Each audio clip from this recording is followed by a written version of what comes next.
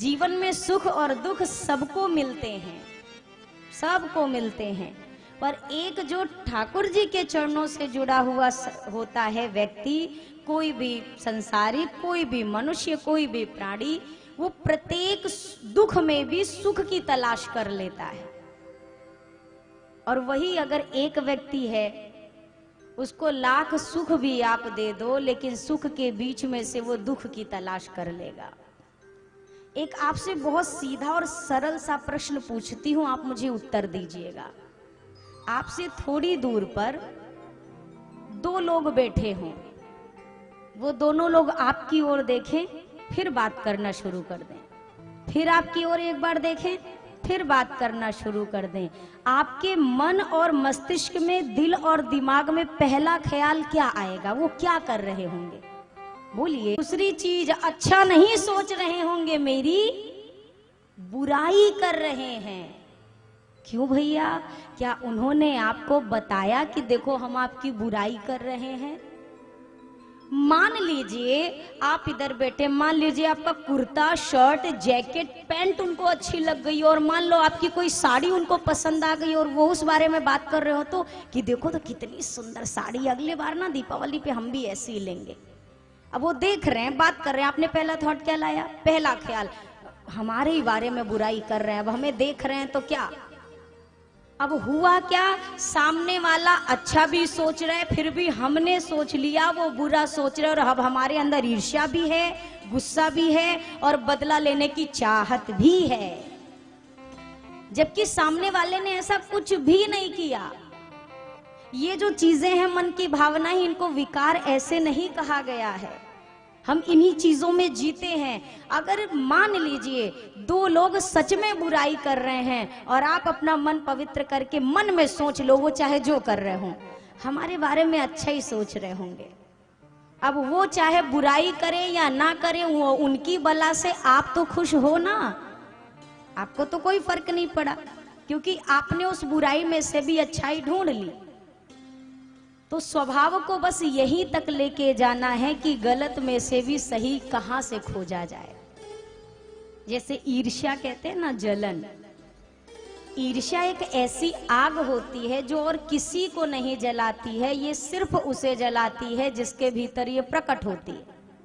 मान लो आप बैठी हैं, मैं आपसे कहती हूँ हाथ ऊपर करके तालियां बजाओ, और काऊ एक जन की चूड़ी मोए बड़ी अच्छी लग गई, कंगन आपने पहना हो, कोई चूड़ी पहनी मुझे बहुत सुंदर लग जाए। अब मैं आपकी चूड़ी देखूं, जले जाऊं, ऐसी मेरे पास क्यों नहीं है, मुझे इतनी अच्छी लग रही है, अरे मुझे लेना था, अरे मुझे मिला क्यों नहीं। अब आप तो हाथ ऊपर कर रहे हो ताली बजाने के लिए, और मुझे अंदर से लग रहा है फिर चूड़ी दिखा दी, मुझे ही दिखाने के लिए कर रहे हैं। अब आप बताओ, आप में से क्या किसी को ये बात पता है क्या कि मुझे आपकी चूड़ी से क्या समस्या हो रही है? वो अच्छी लग रही है, बुरी लग रही है, कैसी लग रही है, आपको तो मालूम भी नहीं है, और दिल किसका जला जा रहा है? हमारा। तो ये आग मेरे सिवा और किसी को जलाने वाली नहीं है। इसीलिए संतों ने कहा भैया इन चीजों से बचा जाए, इनसे थोड़ा अपने आप को बचा के रखें। ये छोटी छोटी चीजें अगर बदल गई, यहाँ इस व्यासपीठ से आप ध्यान दीजिएगा, अगर इस मंच से मैं आपको पानी पिलाऊं, यानी कि पानी का दान करूं, जल यहाँ पर पिलाऊं, तो वो पानी का दान अगर होगा तो वो पानी आपके शरीर में कितने दिन रहेगा? मैक्सिमम 1 दिन। अगर मैं आपको यहाँ से भोजन का दान करूं, अन्न दान करूं, वो अन्न आपके शरीर में मान लीजिए 2 दिन तक प्रभाव देगा। लेकिन ये सारी चीजें 1 दिन, 2 दिन, 3 दिन वाली हैं। पर इस व्यासपीठ से दी गई अगर एक बात भी किसी एक के जीवन में बैठ गई तो वो जीवन में कभी साथ छोड़ने वाली नहीं है, वो पूरी जिंदगी साथ रहेगी। आप अगर अपने मुख से कोई चीज भीतर ले जाइए ना, तो मुख से वापस भी निकल सकता है कि नहीं? वॉमिट हो जाएगी, वमन हो जाएगा। अगर आप आंख से कोई दृश्य देखेंगे तो आंख भी एक्सप्रेस करना जानती है, वो रोएगी, उसके आंख से खुशी या दुख के आंसू निकलेंगे। आंख से गई चीज आंख से निकल सकती है, मुंह से गई चीज मुंह से निकल सकती है, पर कान से गई हुई चीज कभी कान से बाहर नहीं निकल सकती है। यहां से प्रवेश की हुई चीज आंखों के जरिए निकल जाए प्रसन्नता में या दुख में, पर इसी मार्ग से कदापि वो वापस नहीं निकल सकती है। इसीलिए मैंने आपसे कल भी निवेदन किया था, इसको डस्टबिन मत बनाइएगा, इसके भीतर वही चीज डालिए जिसकी इसको तलाश है। कान दिए हरि भजन सुनन को, कान दिए हरि भजन सुनन को, तू मुख से कर गुणगान खिलौना माटी का, तू मुख से कर गुणगान, तूने अजब रचा भगवान खिलौना माटी का, तूने अजब रचा भगवान खिलौना माटी का। कान दिए हरि भजन सुनन को, कान दिए भजन सुनन को, कान दिए हरि कथा सुनन को, कान दिए हरि भजन सुनन को, मुख से कर गुणगान खिलौना माटी का, ओ तू मुख से कर गुणगान खिलौना माटी का। तूने अजब रचा भगवान खिलौना माटी का, तूने गजब रचा भगवान खिलौना माटी का।